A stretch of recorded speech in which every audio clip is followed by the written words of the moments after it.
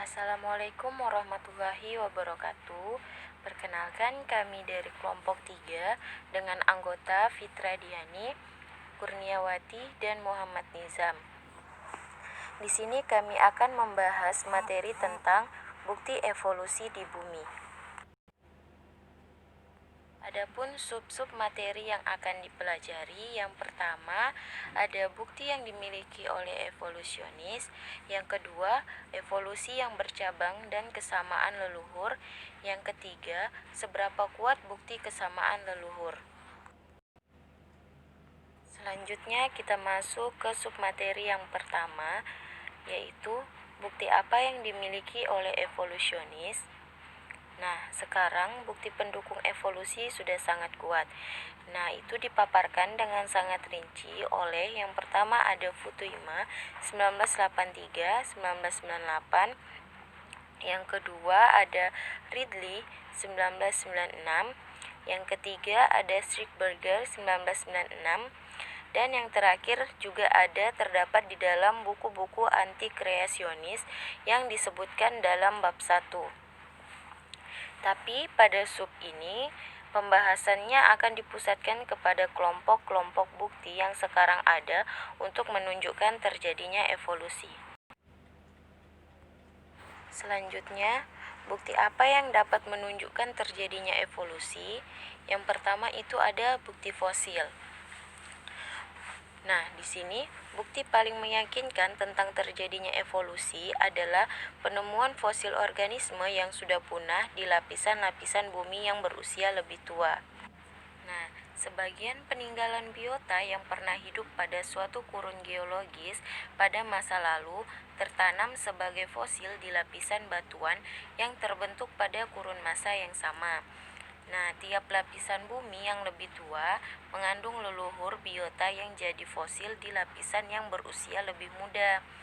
Nah, fosil-fosil yang ditemukan di lapisan termuda seringkali amat mirip dengan spesies yang masih hidup, atau dalam beberapa kasus tak bisa dibedakan dari spesies-spesies tersebut. Nah, jadi makin tua umur lapisan tempat ditemukan suatu fosil, makin jauh pada masa lalu atau makin berbeda fosil tersebut dari kerabatnya yang masih hidup. Selanjutnya, sebenarnya peninggalan fosil itu tak sinambung dan seolah menunjukkan lompatan-lompatan dari satu tipe organisme ke tipe yang lain, sehingga muncul suatu pertanyaan, mengapa peninggalan berupa fosil gagal menunjukkan perubahan lambat laun yang patut diharapkan jika evolusi betul merupakan fakta? Nah, jadi selama hidupnya Darwin berkeras bahwa kegagalan tersebut hanyalah karena sangat tak lengkapnya peninggalan fosil. Nah, hanya sebagian amat kecil organisme yang pernah hidup yang terawetkan sebagai suatu fosil. Nah, seringkali lapisan yang mengandung fosil berada di lempeng-lempeng yang kemudian terbenam dan hancur dalam proses pergeseran lempeng tektonik. Nah, lapisan lainnya terlipat, tertekan, dan berubah rupa sehingga memusnahkan fosil. Hanya sedikit lapisan yang mengandung fosil yang sekarang terpapar di permukaan bumi. Tapi kemungkinan suatu organisme bisa menjadi fosil pun sangat kecil karena kebanyakan hewan dan tumbuhan mati telah habis dimakan hewan pemangsa bangkai atau membusuk. Nah, makhluk hidup hanya bisa menjadi fosil apabila begitu mati, dia langsung terkubur endapan atau abu vulkanik. Selanjutnya ada fosil langka yang nyambung atau mirip antara leluhur dan turunannya. Contohnya ada Archaeopteryx. Nah, Archaeopteryx merupakan burung fosil primitif dari zaman Jura atas atau 145 juta tahun yang lalu. Nah, ciri-ciri Archaeopteryx masih mempunyai gigi, ekor panjang, dan berbagai ciri leluhurnya yang reptil. Nah, penemuan Archaeopteryx pada tahun 1861 amat melegakan karena para ahli anatomi sudah menyimpulkan sebelumnya bahwa burung pastilah diturunkan dari leluhur reptil. Nah, Archaeopteryx seolah-olah adalah jawaban dari dugaan mereka sebelum.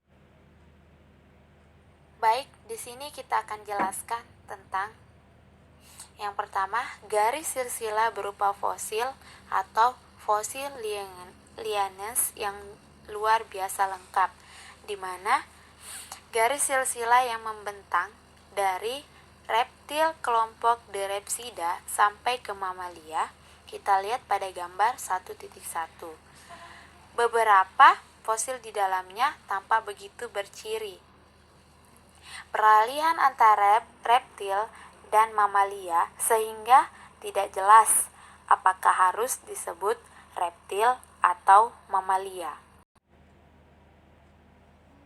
Nah, yang kedua yaitu kumpulan bentuk transisi atau transitional form yang lengkap, di mana leluhur paus yang masih hidup di darat, keturunannya yang sudah hidup di air. Nah, fosil-fosil tersebut menunjukkan bahwa paus diturunkan dari leluhur berupa hewan bertelapuk atau ungulates, di mana kelompok Misonia ordo Chodilantla yang semakin terbiasa dengan kehidupan air. Dan yang ketiga, transisi lengkap antara suatu tipe primitif awal dan keturunan yang mutakhir, di mana telah dijabarkan deskripsi antara Eohippus, leluhur kuda, dan Eos, kuda modern, pada gambar 1.3. Kita lanjut lagi, yaitu materi evolusi yang bercabang dan kesamaan leluhur, di mana skala natural adalah suatu gerakan maju linear dari rendah ke tinggi, dan dalam penggambaran evolusi versi Lamarck. Nah, tiap garis silsilah dimulai dengan infusoria atau makhluk bersel tunggal yang dipercaya timbul secara serta-merta atau spontaneous generation. Baik, saya akan melanjutkan penjelasan dari teman saya. Seberapa kuat bukti kesamaan leluhur? Nah, peninggalan fosil menyediakan bukti melimpah tentang kesamaan leluhur. Contohnya, di lapisan pertengahan zaman, Tersier, kita bisa temukan fosil yang menunjukkan leluhur bersama anjing dan beruang. Sedangkan pada lapisan yang lebih tua, kita bisa temukan leluhur bersama anjing dan kucing. Sesungguhnya, para ahli paleontologi sudah berhasil menunjukkan bahwa segala mamalia pemakan daging ataupun karnivora diturunkan dari tipe leluhur yang sama. Kesamaan leluhur juga terbukti bagi semua mamalia pengerat, semua mamalia bertelapuk, dan bagi segala organ mamalia. Memang kaidah kesamaan leluhur juga berlaku bagi burung, reptil, ikan, serangga, dan segala kelompok organisme lain. Sebelum tahun 1859, para ahli zoologi sudah bisa menyusun suatu hierarki taksonomi hewan yang cukup rinci. Yang belum dipahami kala itu adalah mengapa hierarki seperti demikian. Darwinlah yang menunjukkan bahwa hierarki tersebut dijelaskan dengan kaidah kesamaan leluhur. Semua spesies dalam suatu genus punya suatu leluhur bersama terdekat. Begitu juga semua spesies dalam suatu famili dan kategori yang lebih tinggi lainnya dalam hierarki. Leluhur bersama yang merupakan alasan mengapa anggota-anggota suatu takson begitu mirip satu sama lain. Baik, selanjutnya adalah kesamaan morfologi. Bukti yang sangat cenderung mengukuhkan adanya leluhur bersama juga diperoleh dari penelitian di bidang anatomi perbandingan. Pada abad ke-18 sudah bisa disebutkan bahwa sejumlah organisme tertentu berkerabat bila mereka mirip. Waktu itu, Comte Buffon, ahli ilmu hayat Prancis, menggunakan istilah tersebut bagi kuda, keledai, dan zebra. Makin tak mirip dua jenis organisme, makin dianggap jauh kekerabatan mereka. Para ahli sistematika yang mempelajari klasifikasi menggunakan kadar kemiripan untuk menyusun suatu hierarki buat kategori taksonomi. Hewan-hewan yang paling mirip satu sama lain ditempatkan dalam spesies yang sama. Spesies-spesies yang sama ditempatkan dalam satu genus. Genus-genus yang mirip ditempatkan dalam satu famili, dan seterusnya sampai ke takson yang lebih tinggi. Baik, sekian dari presentasi kami. Kurang lebihnya mohon dimaafkan. Wassalamualaikum warahmatullahi wabarakatuh. Terima kasih.